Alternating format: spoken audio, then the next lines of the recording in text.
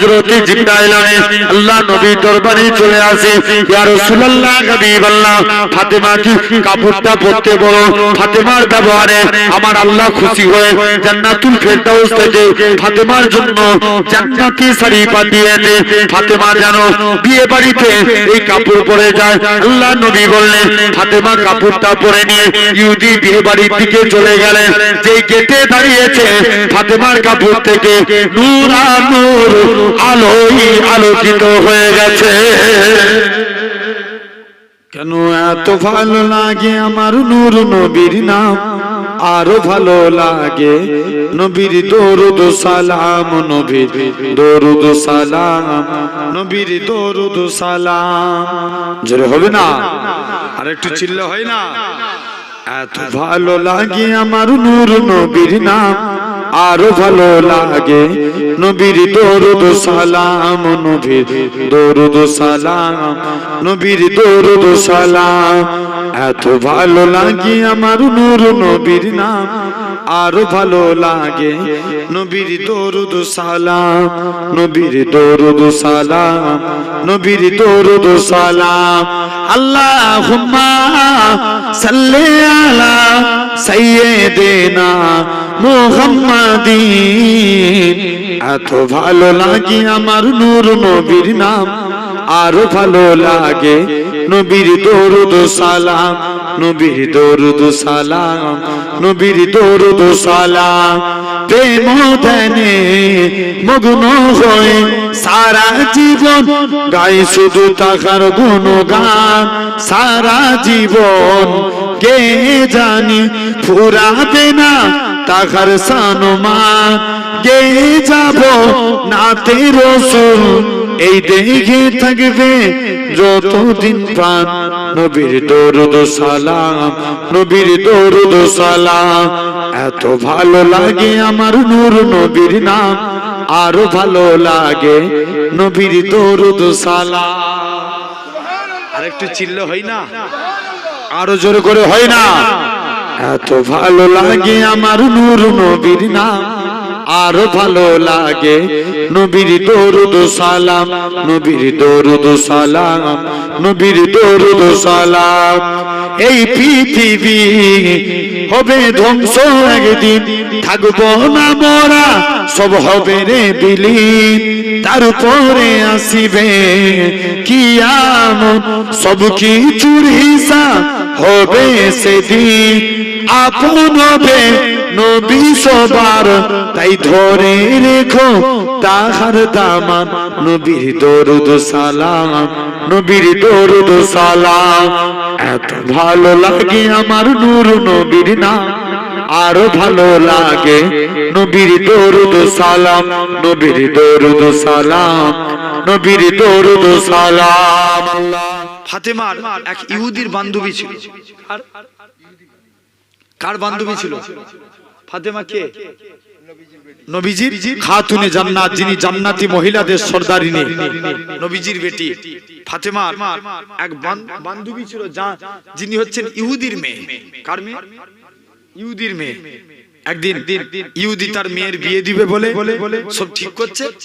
মেয়ে মনে মনে করছে আমি যার কাছেই যাই সবাই আমায় খারাপ যুক্তি দেয়, তবে ফাতেমার কাছে গেলে ফাতেমা কখনো আমায় খারাপ যুক্তি দেয় না, আমাকে খারাপ যুক্তি দেয়। তবে নবী কন্যা ফাতেমার কাছে গেলে ফাতেমা কোনোদিন আমাকে খারাপ যুক্তি দেয় না। বলছে যাই, ফাতেমার কাছে চলে যায়। ফাতেমার কাছে চলে গেলে মুসলমান ঘরের ছেলে মেয়েরা, আপনারা তরুণেরা, হে নবী প্রেমিকের আগা ইহুদি মেয়েরা, আল্লাহ নবী বেটি ফাতেমার কাছে চলে গেলে। ফাতেমা বলো তো দেখি তুমি আজকে দিনে, ফাতেমা তুমি আজকে দিনে জানিয়ে দাও, ও ফাতেমা আমার আব্বা আমার জন্য বিয়ে ঠিক করেছে, আমি কি ওই বিয়েতে রাজি হব? ফাতেমা বলে উনি ইহুদি মা বাপ সন্তানের জন্য কখনো খারাপ চায় না, বাবা সন্তানের জন্য ভালো চায়, তুমি তোমার বাপের কথা মতো বিয়ে করে নাও। ইহুদি মেয়েখানা বলে ফাতেমা তবে বিয়ে করতে রাজি, তবে আপনাকে আমার বিয়েতে যাওয়া লাগবে। ফাতেমা বলে না না না না, এটা মানা যাবে না, এটা মানা যাবে না। কেননা তোমরা হলে ইহুদি আর আমরা হলাম মুসলমান, তোমরা ইহুদিরা আমরা মুসলমান, আমাদের দেখতে পারো না আমরা কেমন করে তোমার বিয়েতে যাই। ও যুবকেরা, ইহুদির মেয়েখানা বলে ফাতেমা তোমাকে আমার বিয়েতে যাওয়া লাগবে, না হলে আমি যাব না। ইহুদি তার বাপের কাছে দিয়ে একদিনের সময় চাইলেন, বাপের কাছে দিয়ে একদিনের সময় চাইলেন। ফাতেমাকে বলে ফাতেমা তোমাকে আমার বিয়েতে যাওয়া লাগবে, নচেত আমি বিয়ে পিড়িতে বসবো না। ফাতেমা বলে ঠিক আছে চলো, আল্লাহ যদি রাজি থাকে আমি ফাতেমা তোমার বিয়েতে যাব। যাও, আল্লাহ যদি রাজি থাকে আমি যাব। এখন ফাতেমা যাবে বলে রেডি হয়ে যায়। এদিকে ইহুদি মেয়ে তার বাপের কাছে সুমি চেয়েছিল, একদিন সুমি দিয়েছে, বলছে আব্বা একদিন সুমি চেয়েছিলাম না, একদিন সুমি মিটে গেছে, জান আর তার পছন্দ মতো ছেলেকে আমি বিয়ে করতে রাজি। বলছে রাজি তো? হ্যাঁ। বলছে ঠিক আছে তুই যা, তোর যত সব বন্ধু বান্ধব আছে সব দাওয়াত করে দে, তুই আমার একমাত্র বেটি, তোর বড় করে ধুমধাম করে বিয়ে দেবো। ইহুদি সব হাই প্রোফাইল ব্যক্তিদের দাওয়াত করে দেয়, বিয়ের ডেট ঠিক হয়ে গেল। ইহুদির মেয়ে বলে আব্বা আমি আমার অনেক বন্ধু বান্ধবীদের দাওয়াত করেছি, কিন্তু আমি একটা নবী কন্যা, একটা মুসলিম বান্ধবী তাকেও দাওয়াত করেছি। বলছে কে? যে নবী কন্যা ফাতেমা। ইহুদির তখন বলে মা তুই আমার একমাত্র বেটি, তোর কত বড় করে সব হাই প্রোফাইল ব্যক্তিরা আসবে, আর তুই সামান্য ফাতেমাকে দাওয়াত করেছিস, যে মেয়েটা ছিঁড়া ফাটা তালি দিয়া জামা পরে, ওরা গরিব, আমাদের স্ট্যাটাস নষ্ট হয়ে যাবে না, এটা আমি মানতে পারবো না। ইহুদির মেয়ে বলে আব্বা না আমি দাওয়াত করে দিচ্ছি, আমি কথার পর খিলাফ করবো না। বলছে না এটা মানবো না। এখন অনেকক্ষণ ধরে বলছে আব্বা তবে শুনো, ফাতেমা বিয়েতে এলে বিয়ে হবে, নাহলে আমি রাজি হব না। জোরে বলবে না? এখন যে এই কথা বলে ইহুদির মেয়ে বাপ এখন দেখছে মেয়ে না রাজি হলে বিয়ে দিতে পারবো না, তখন শর্ত লাগাচ্ছে যে ফাতেমা আসতে পারে, তবে ফাতেমা যেন নতুন কাপড় পরে আসে। নতুন কাপড়, ইহুদি জানে ওরা নতুন কাপড় কিনতে পারবে না, বিয়েতে আসাও হবে না। এখন ইহুদির মেয়ে মনে মনে নিয়ত করছে ফাতেমা তো গরিব, সে নতুন কাপড় কোথায় পাবে, দরকার হয় আমি তাকে একটা দান করে দেবো বা কিনে দেবো। যাই ফাতেমার কাছে চলে যাই। মুসলমান ঘরের ছেলে মেয়েরা, আব্বারা, তরুণেরা, এই নবী থেকে আল্লাহ নবী বেটি ফাতেমার কাছে ইহুদির মেয়েখানা, আল্লাহ নবী বেটি হযরত ফাতেমা রাদিয়াল্লাহু তাআলা আনহার কাছে ইহুদির মেয়েখানা চলে আসলো। ফাতেমা ফাতেমা তোমাকে আমার বিয়েতে যাওয়া লাগবে। ফাতেমা বলে হ্যাঁ আমি যাব, তবে ফাতেমা শুনে রেখে দাও তোমাকে আমার বিয়েতে নতুন কাপড় পরে যাওয়া লাগবে। ফাতেমা বলে ইহুদি আমার তো নতুন কাপড় নাই, আমার ছিঁড়া পাতা তালি দেওয়া কাপড়, আমি কেমন করে যাব? ইহুদির মেয়েখানা বলে ফাতেমা কেঁদো না কেঁদো না, মন খারাপ করো না, আমি ইহুদি মেয়ে দরকার, তোমাকে একটা কাপড় দান করে দেবো, কিনে দেবো। ফাতেমা বলে ইহুদি কি কথা তুমি আমায় শোনালে, আমার আব্বা জান যদি দুনিয়ার সম্পত্তি চাইতো, আমার আব্বা যদি দুনিয়া চাইতো, আমার আল্লাহ পাক উহুদ পাহাড় পরিমাণ সোনা আমার আব্বা জানের কদমে রেখে দিতে। না না না না, কি কথা তুমি আমায় শোনালে? বলে ইহুদি ইহুদির মেয়েখানা বলে ফাতেমা তোমাকে আমার বিয়েতে যাওয়া লাগবে। ফাতেমা বলে ঠিক আছে যাব, তবে নতুন কাপড় পরে আসা লাগবে। ফাতেমা বলে ঠিক আছে চলে যাও, আমি নতুন কাপড় পরেই যাব। ফাতেমা কিনার মতন তো সামর্থ্য নাই, কিন্তু নতুন কাপড় পাবে কোথায়? ফাতেমা নামাজে দাঁড়িয়ে গেলেন, আমার আল্লাহর কাছে কেঁদে কেঁদে ফরিয়াদ করেছিলেন, আল্লাহ পাক আমি ফাতেমা কোনদিন তোমার কাছে কিছু চাইনি আল্লাহ তুমি ইহুদিদের কাছে ইসলামকে আল্লাহ ছোট করো না আল্লাহ আল্লাহ তুমি আমি ফাতেমার একটা কাপড়ের বন্দোবস্ত করে দাও ও যুবকেরা ফাতেমা দোয়া চাইতে দেরি কাপড় আসতে দেরি হয় না ফাতেমা কাপড়টা নিয়ে ধরে আল্লাহ নবীর কাছে ছুটে পালিয়ে গেছে কি ব্যাপার যে আব্বা জান এই কাপড় আমি নামাজ পড়ে দেখি আমার বাড়িতে কাপড় আল্লাহ নবী বলছে ফাতেমা তুমি কোথা থেকে পেলে এই কাপড় বলছে না আব্বা এই কাপড় আমি নামাজ থেকে ফারেক হয়ে দেখি এটা আমার বাড়ি এটা আমার কাপড় বলছে যাও তুমি এখান থেকে চলে যাও দেখতে পেলে ফাতেমা এমন সময়তে জিবরাইল আমিন চলে আসে মুসলমান বড় ছেলে মেয়েরা বাবা তরুণেরা এই নবীর প্রেমিকের হযরত জিবরাইল আল্লাহ নবীর দরবারে চলে আসে ইয়া রাসূলুল্লাহ হাবিবাল্লাহ ফাতেমা কি কাপড়টা পরতে বলো ফাতেমার ব্যবহারে আমার আল্লাহ খুশি হয়ে জান্নাতুল ফেরদাউস থেকে ফাতেমার জন্য জান্নাতি শাড়ি পাঠিয়েছে ফাতেমা জানো বিয়ে বাড়িতে এই কাপড় পরে যায় আল্লাহ নবী বললেন ফাতেমা কাপড়টা পরে নিয়ে ইহুদি বিয়ে বাড়ির দিকে চলে গেলেন যে গেটে দাঁড়িয়েছে ফাতেমার কাপড় থেকে নূর আর নূর আলোই আলোকিত হয়ে গেছে সব দেখবেন মেয়েদের একটা অভ্যাস আছে কারুর জিনিস দেখে যদি পছন্দ হয় স্বামীর মাথা খারাপ করে ফেলবে ঠিক কি না বলে ওই জিনিসই আমার চাই এখন সব মেয়েরা সব বিয়ে বাড়ি খাওয়া দাওয়া বন্ধ করে দিয়ে ফাতেমার কাপড়ের গ্লেজ দেখে ফাতেমার পিছু পিছু ঘুরছে সবাই মিলে যে বলছে ফাতেমা তুমি কোথায় এই কাপড় পেয়েছো ফাতেমা বলে শোন এটা তোরা পাবি না বলছে বলো কত দাম লিছে 1 লাখ 2 লাখ যা লাই আমরা কিনবো ফাতেমা বলছে কোটি কোটি টাকা খরচা করলেও কাপড় পাবি না বলছে কি করলে পাওয়া যাবে বলো বলছে তবে শোন যদি এই কাপড় নিতে চাও সবাই মিলে কালেমা পড়ে মুসলমান হও নামাজ পড়ো আল্লাহর কাছে চাও জান্নাতি হতে পারলে আমার থেকে দামি দামি শাড়ি পাবে একসঙ্গে 400 ইহুদির মেয়ে ফাতেমার হাতে হাত দিয়ে ইমানের কালেমা পড়ে মুসলমান হয়ে গেলেন তাহলে এটা থেকে কি শিক্ষা পেলেন আপনারা মুমিন বান্দা হতে গেলে মানুষকে কি বুদ্ধি দেওয়া উচিত সদ্বুদ্ধি দিয়া ফাতেমা ইহুদির মেয়েকে অসৎ বুদ্ধি দিল না সদ্বুদ্ধি সদ্বুদ্ধি দিয়েছে তাহলে এই 4টে কাজ করলে আমরা আল্লাহর মুমিন বান্দা হব বলি ইনশাআল্লাহ 1 নম্বর কি বলেছিলাম কেমন মনে আছে দেখি তোমাদের জবানের হিফাজত করা 2 নম্বর তাকওয়া অবলম্বন করা 3 নম্বর হালাল খাদ্য খাওয়া 4 নাম্বার মানুষকে ভালো কাজে সৎ পরামর্শ দেয়া এই 4টে কাজ আমরা করব আল্লাহর মুমিন বান্দা হয়ে যাব বলি ইনশাআল্লাহ তো আর তো সময় হাতে বেশি নাই তুমি শর্ট করে একদম অল্প টাইমে আমি বলেছিলাম আল্লাহ কুরআন পাকের মধ্যে বলছেন ইয়া আইয়ুহাল্লাযীনা আমানু হে ঈমানদার বান্দারা উদখুলু ফিস সিলমি কাফা কুরআন শরীফ সূরা বাকারা 208 নম্বর আয়াত আল্লাহ বলছেন হে ঈমানদার বান্দারা আচ্ছা বলো তো আমরা ঈমানদার না বেঈমান কারা কারা ঈমানদার হাত তুলে দেখাও দেখি এই হাত যারা হাত তুলছুনি হাত উঠছে কই দু হাত চাদর খোল 2 হাত তুলে রাখো তাকবীর দেন নারে তাকবীর আল্লাহ দেখছেন ঈমানদার বলে 2 হাত তুলে রাখেন নারে তাকবীর আরো জোরে নারে তাকবীর মিডিল থেকে একজন তাকবীর মারো তো হাত তুলে রাখবে তো আমি না একবার দিলে হয় 3 বার দিতে হয় কমপক্ষে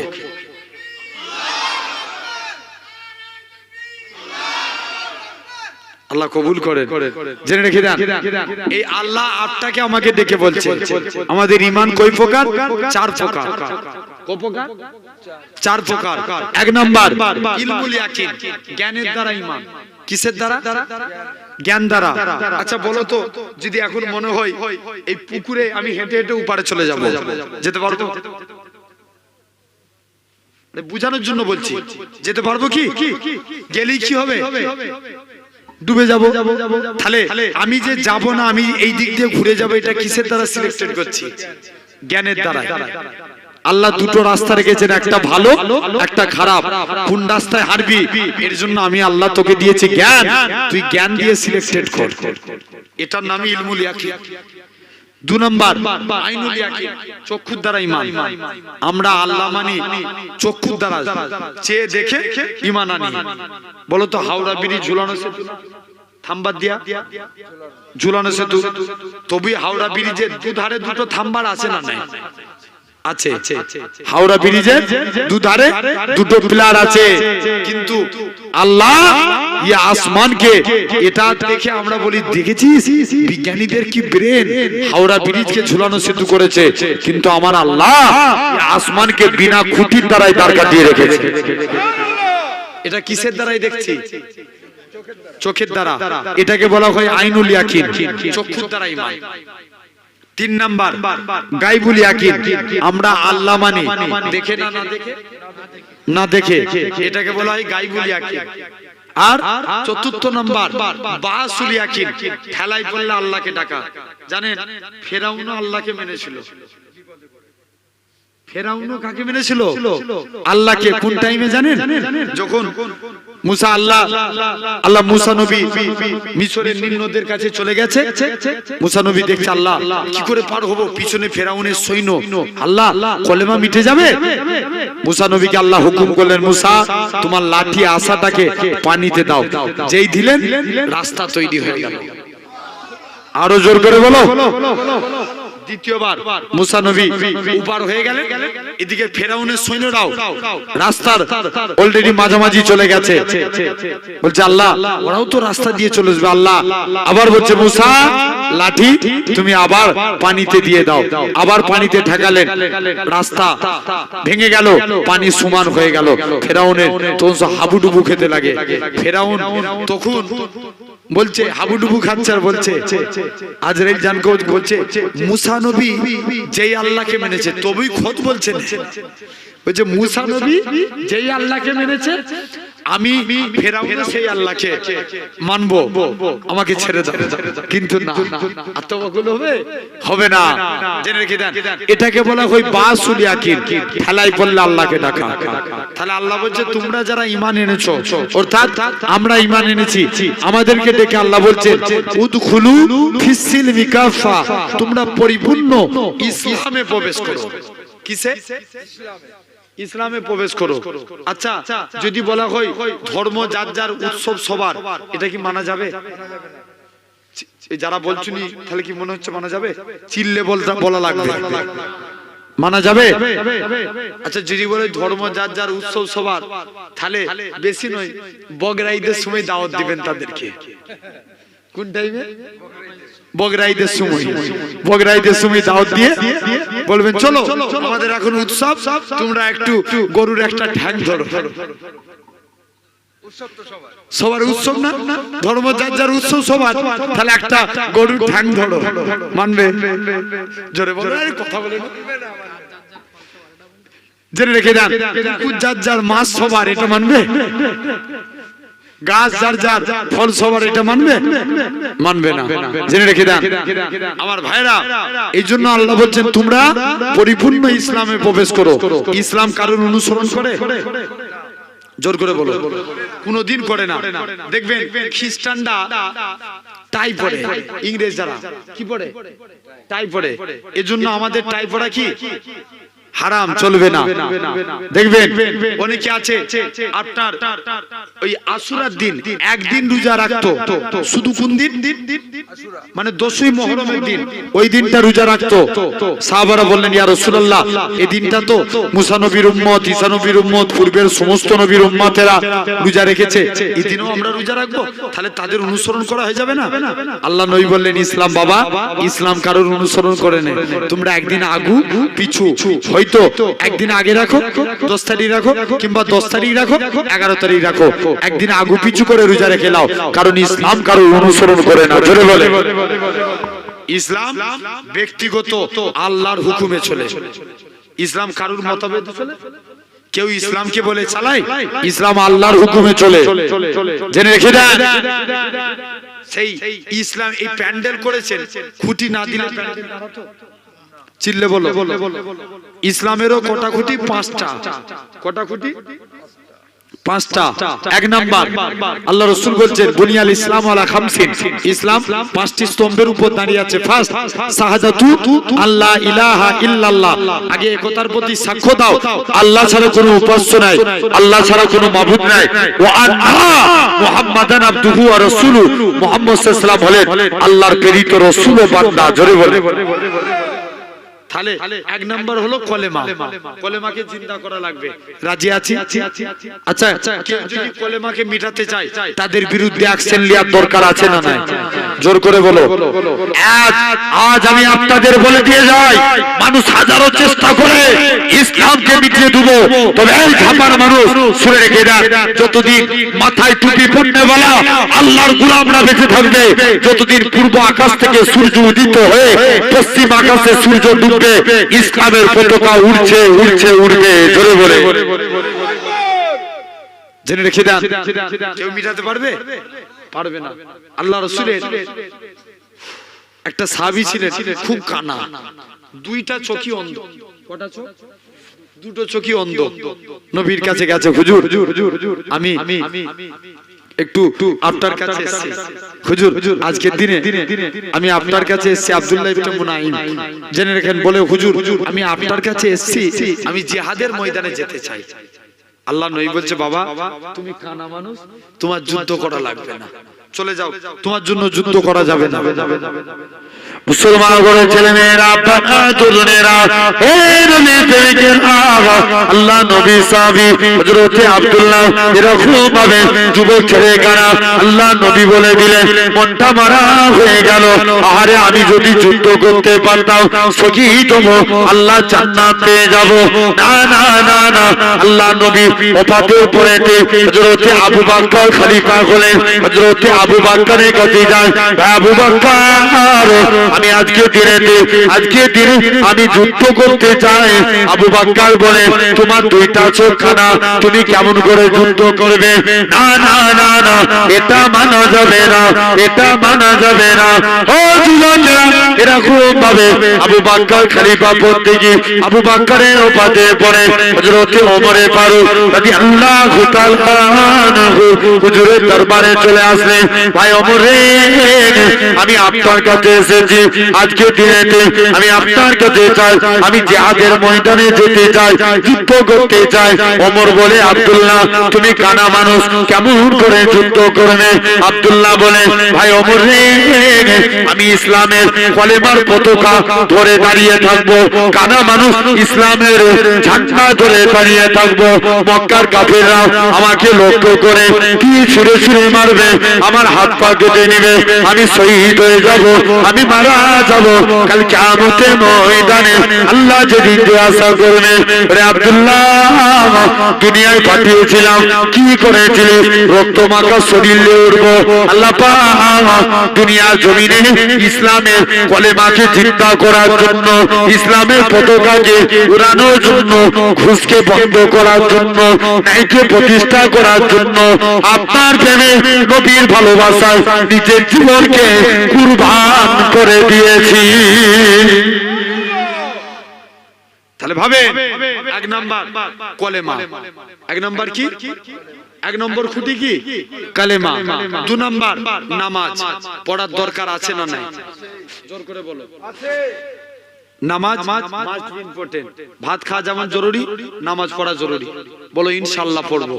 ভাই সারা দিন কাজ করেন আপনারা, এই এলাকায় কি চাষের কাজ বেশি হয়? সবজি নাকি নানান রকম চাষ? আচ্ছা, চাষের কাজ বেশি হয় সারা। আচ্ছা, চাষের কাজে মাঠে কতক্ষণ থাকতে হয়? দুপুর পর্যন্ত তো না? সারাদিন?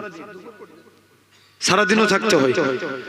দুপুর পর্যন্ত হয়তো বেশিরভাগ মানুষ দুপুর পর্যন্ত থাকে, কেউ নাকি সারাদিনই ধরে নিচ্ছি আমি। সারাদিন আপনার নামাজ পড়া হয়নি, আপনি বাড়িতে আসবেন সন্ধ্যেবেলায়, একটা ওয়াক্ত ঈশার টাইমে ইমাম সাহেব আজান দিবে, মুয়াজ্জিন আজান দিবে, তুমি নামাজ পড়বে। সারা দিনের কাজা নামাজগুলো এক ওয়াক্ত নামাজ পড়ো। আমার আল্লাহ চাইলে পারে একদিন আল্লাহ আপনাকে 5 ওয়াক্ত নামাজি বানাবে। সুবহানাল্লাহ। আগে এক ওয়াক্ত পড়ো, আল্লাহ বলছে তোরা এক কদম আগিয়ে আয়, আমি আল্লাহ তোদের দিকে 10 কদম আগিয়ে যাব। তাহলে আগে এক ওয়াক্ত পড়েন, বলেন ইনশাআল্লাহ, আল্লাহ কবুল করেন। 2 নাম্বার রোজা, এই 3 নাম্বার খুঁটি কি রোজা। আচ্ছা রোজার ক মাস বাকি আছে? আর 1.5 মাস থেকে ওই 1.5 মাস না 2 মাস মতন বাকি আছে। 27 2 মাস, 27 ফাল্গুন হচ্ছে প্রথম রোজা হচ্ছে, মানে 27 রাত প্রথম তারাবি। জেনে রেখে দেন এই রমজানে রোজা আমরা, এটা হলো 3 নাম্বার খুঁটি ইসলামের।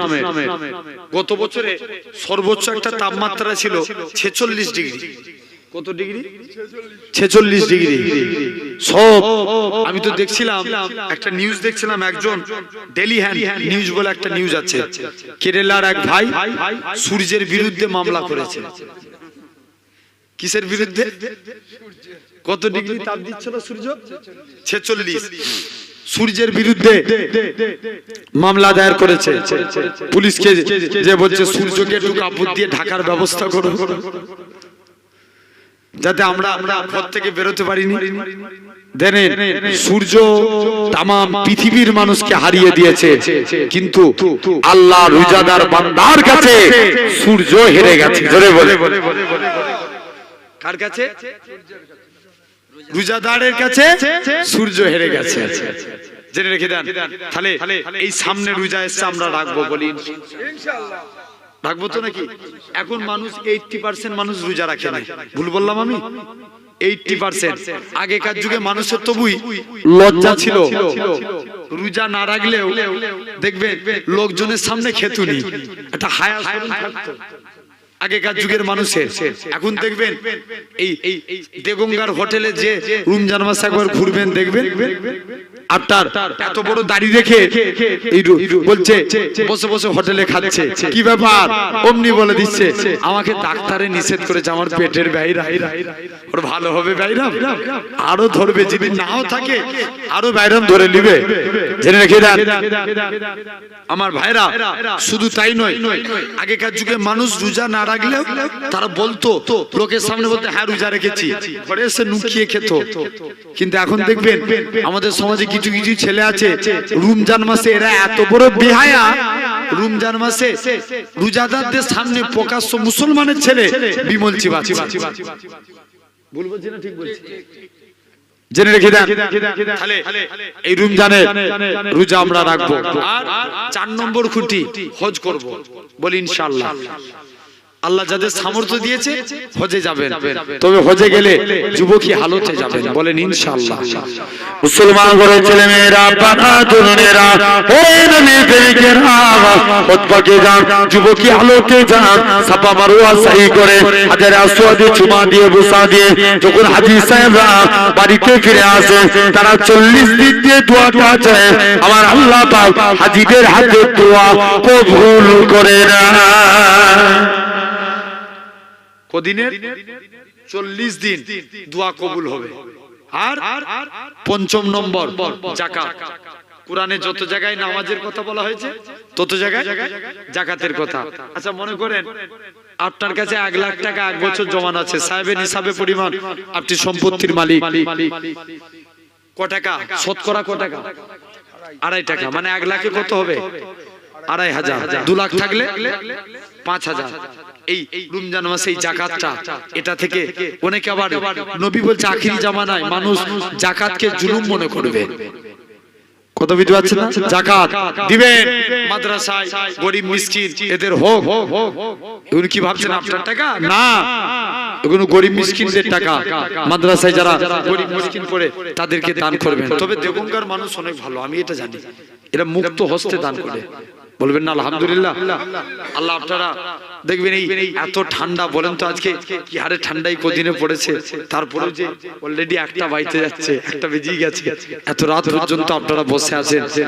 আল্লাহ যতটুকু বলালেন, আল্লাহ বলছে তোমরা পরিপূর্ণ ইসলামে প্রবেশ করো, আর কি শয়তানের অনুসরণ করো না, কারণ আল্লাহর শাস্তি মহা কঠিন।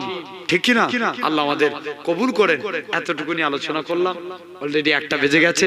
যাই হোক, যতটুকুন কথা বললাম আপনাদেরকে আমি বিশ্বাস করেন, আমি হয়তো ঘটনার উপরে ঘটনা বলে দিয়েও ওয়াজ করে টান দিয়ে চলে যেতে পারি, কিন্তু এতে করে কিছু পাবেন?